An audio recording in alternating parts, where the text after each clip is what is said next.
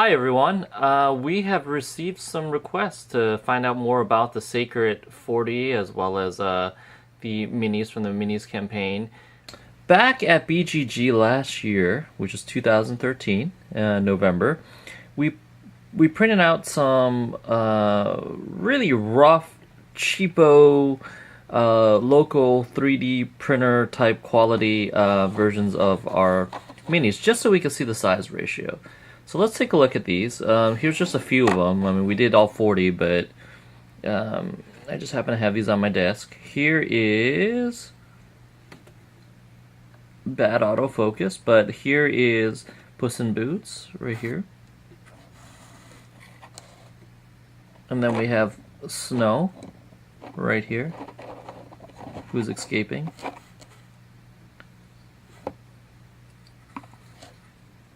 Now remember, these are cheapo prints, okay? I'm just showing you this, just because I know a lot of you were curious. Here's Goldilocks, and then you have Quasimodo. Rumpelstiltskin's hiding back there, about to choke him out. And you got Morgan Le Fay. And of course, a very oversized beast who we had completely changed his ratio as well as his features. Remember, in the very beginning, this was our first attempt.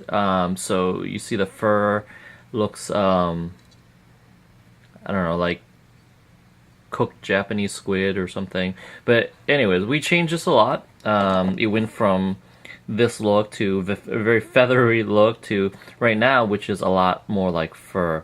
So the team at Greenbrier Games, their sculpting team, has been doing a really awesome job on going through the details. Although this is not Sacred 40, I'd like to show this too. This was our first Jabberwock. As you can tell, this is once again a cheapo 3D print. That's why the color is gray, because it got burnt. But for a cheapo print, it's pretty detailed, so you can imagine the details of the sculpt when they come in. Another thing that we mentioned were these base stands.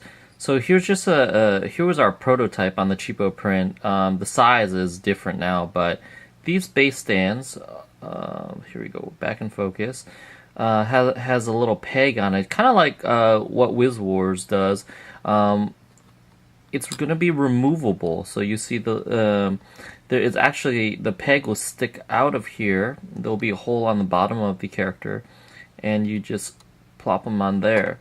So each character base will be just slightly thicker, just so then you have that option to put the peg stand there. Reason why is some of our games, for example Trinity Ball, they will be using those. So you could put chipboard tokens in there to represent certain things. In Trinity Ball, it will represent either a status element or the ball itself.